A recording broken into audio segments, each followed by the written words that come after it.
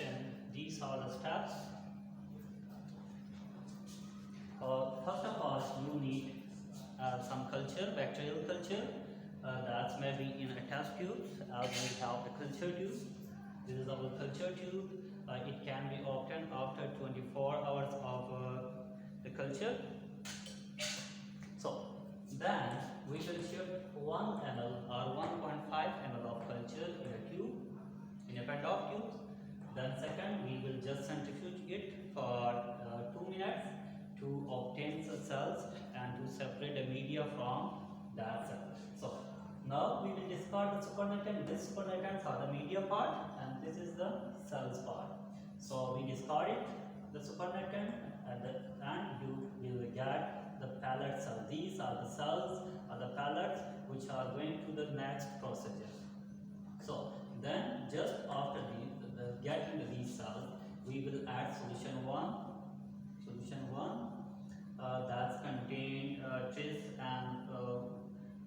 with glucose, and the pH of the solution 1 is 8. So you can get the combination the composition of solution 1 on second.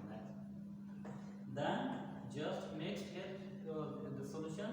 Then after that we will add solution 2. That's the lysis buffer. This is called the lysis buffer. It contains SDS as well as sodium hydroxide. These are the main components which are breaking the cell wall and denaturing the protein and DNA of the bacterial cells. So after adding solution 1, just invert it for multiple times, just like this one, and then we will add solution 3. Solution 3 does contain the potassium acetate and glacial acetic acid. The potassium acetate that's present in solution 3 will act with the SDS and the DNA and the debris materials and the proteins that being denatured by the solution 2. The second function of the solution 3 is the presence of glacial acetic acid. Due to the glacial acetic acid, the total pH of the environment will decrease. That will lead to the re-annealing of hydrogen bonds. So, in case of chromosomes are the linear molecule. The double-stranded DNA will separate from each other. But in case of plasmid, that is circular, and the double-strand circular molecule will not be completely separate from each other, but that will form a overhang, just like this, like a overhang on of the plasmid. So the DNA and the chromosome part will combine with the denatured protein and the debris and will form a complex mixture with the potassium acetate with the potassium. So to separate from these materials, these debris from the plasmid, we incubate it at -20 or ice for 2 minutes. Then we will centrifuge it for 10 minutes for separating the supernatant and the debris. These debris cells contain cell wall, denatured protein, and denatured DNA.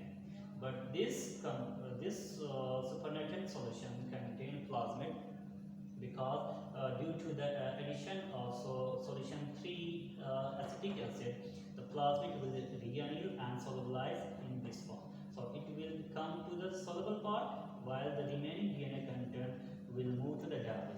So we can easily transfer this supernatant in the new tubes. Now we have a solution of plasmid with the phenolic compound. So we are going to separate phenolic compound from plasmid. We will add some ethanol, ice or ethanol 1 ml, and just centrifuge at 12,000 or 5 minutes. Then you will observe some whitish compounds in the kind of tube. These whitish compounds actually the precipitated form of plasmid. So then we will discard the supernatant. The remaining whitish compound we'll wash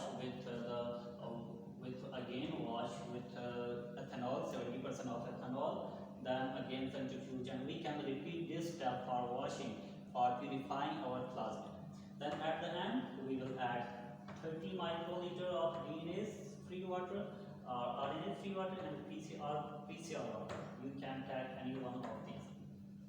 Then again this will be a soluble form. This can be used for further downstream analysis. Okay, so coming to the experiment, if you can show here, just place camera at this point. Going to practical part. For practical part, you need pipettes with range of 100 to 1000 microliter, and with the second pipette that we have 10 to 100 microliter, and the third one is again 20 to 200 microliter. These are the types of tips. This the yellow tips will use for the up to 200 microliter, while the blue tips for 1000 or 1 ml solution. So we have this solution. This is solution 1, this is solution 2, this is solution 3, and this is ethanol, and we have cell culture.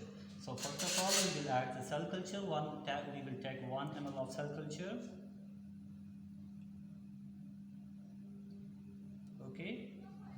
Then we will centrifuge it for 2 minutes at 12,000 RPM.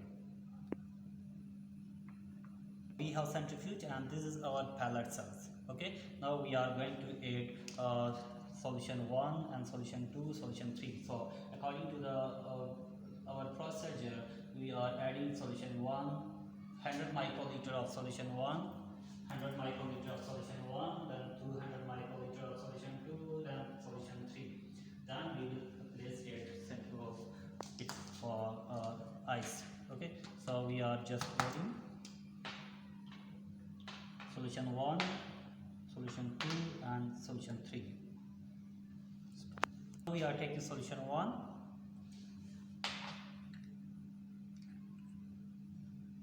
In the pellet cells. Then we will mix it one by inverting up down. Then we will add solution 2 with different tips. That's 200 microliter.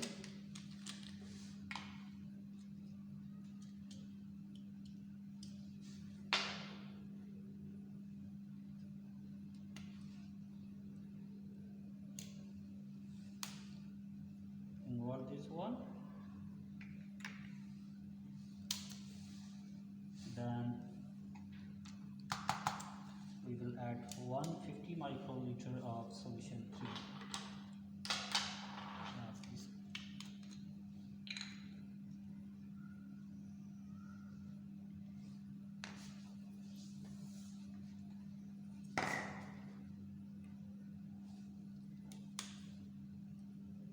And mix it well. Okay, then you can then you have to invert it for several times. Then it will be placed for now we are going to incubate it for 5 minutes at ice temperature. Okay, so we are placing it on ice.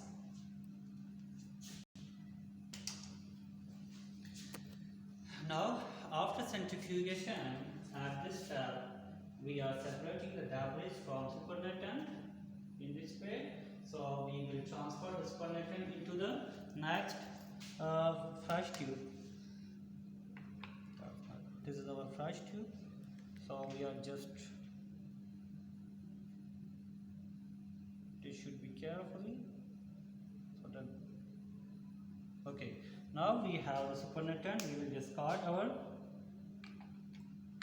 debris, and this is the solution that contains plasmid. So then we will add ethanol, 1 ml of ethanol. So for 1 ml we will take this one. 1 ml ethanol. This is ethanol with ice core.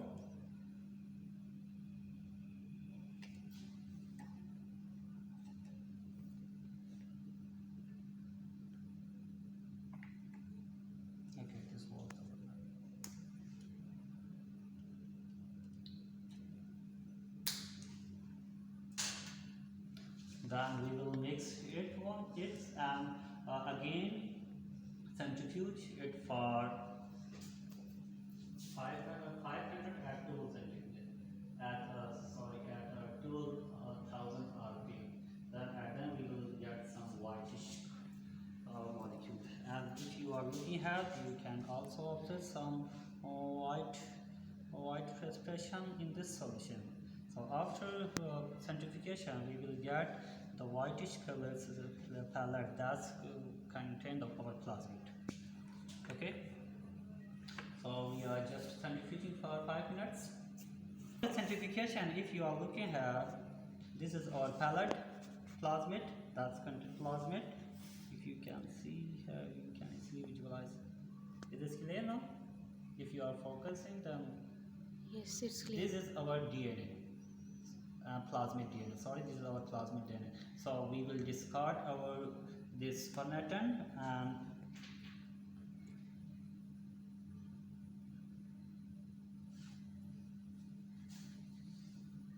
just wait for 10 minutes. So we have to place it at 37 centigrade for 10 minutes to dry our plasmid.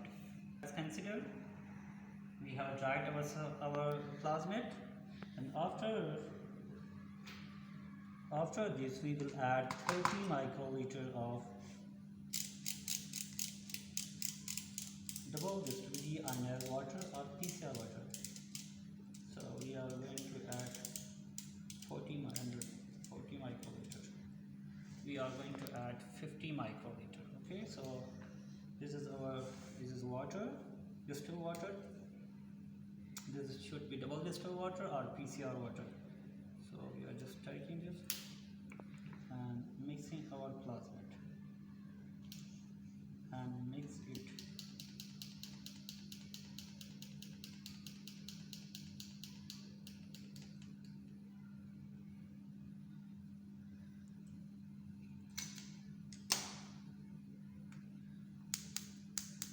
Now, if you are looking here, the plasmid is completely dissolved in our solution. Now, this plasmid is ready for the next procedure. So, before going to the next downstream analysis, we should check the integrity and we should check the quality and quantity of plasmid that can be performed through gel electrophoresis. Okay, so we will perform gel electrophoresis in our next experiment. For today, this is enough. So thank you so much for listening and watching this video.